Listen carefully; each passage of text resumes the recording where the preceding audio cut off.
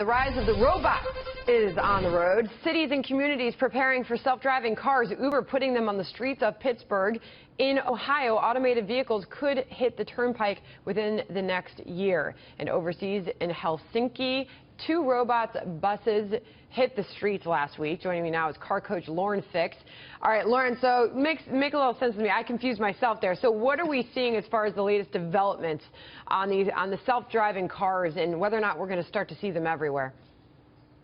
Well, I'm here out in California, and you know, it's funny, we just had on Tuesday, Ford announced out of Palo Alto that they're going to be partnering in with Uber, along with Volvo has a separate agreement, and they're ready to start getting involved. And it's funny because we first originally thought, well, this is about sensing and algorithms and people's decisions and how we decide on making good car decisions, hopefully behind the wheel. And this evolution is no longer going to be piecemeal and step by step. They're now talking about just doing it, and they're looking at about 2021 with Ford. Audi's been testing on the roads today since '09.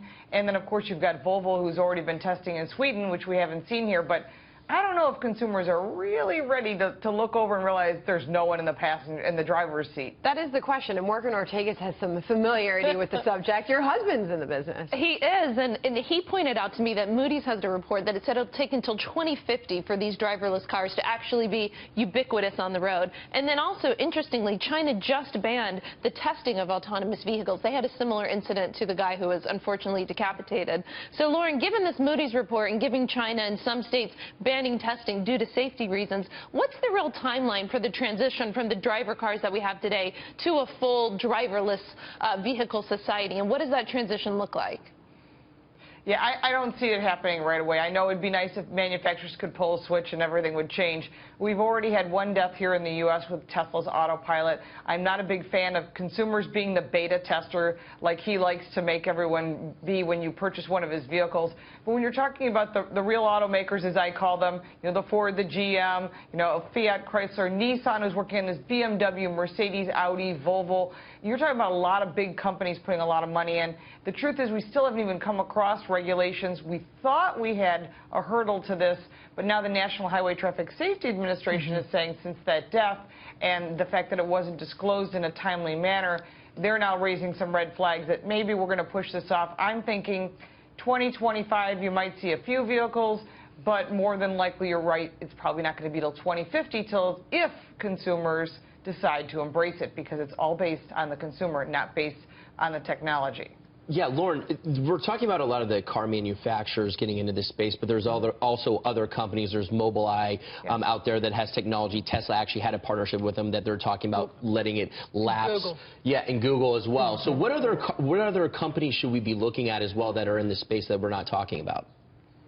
You know, one of the things is Apple. You know, I know that they've been working on this Titan project for a while. No one seems to know anything. I know there's been a lot of movement in Silicon Valley with people going, you know, from Alphabet, which was, you know, which is Google car, back and forth from Apple and Tesla. There's always a lot of shifting. But we're also looking at interesting things like cities demanding, we want to be the city that's the first to offer autonomous cars. And one of the reasons that Pittsburgh was chosen is because Uber has a tech center there, but also Carnegie Mellon is there. And my father's an alumni, so I'm happy to say that. But it's also the #1 robotics college right now. And so because of the robot technology being so advanced, getting that sensory, which is what you see, and actually taking the algorithms, which is the way we think and how we make actions and decisions, they're going to actually have a lot of play in this. All right, Lauren, I want to get to this report from the New York Times. The Lyft approached Apple, Amazon, Google, and even rival Uber to negotiate some sort of deal, but Lyft failed to sell itself. What does this mean for the future of Lyft? Is this just a sign of Uber's dominance in the market? Well, Uber is absolutely dominant. You're right, Sandra. And I think one of the reasons for that is their empire building. They're building more and more than just, hey, we're a bunch of taxi cabs that aren't taxi cabs, essentially. You know, so what they've done is they said, we're going to start building in autonomous cars. We're going to start partnering in with Volvo. They're partnering in with Ford. And so when you're starting to see this type of technology and growth, they're widening their base, which makes Uber a very strong leader.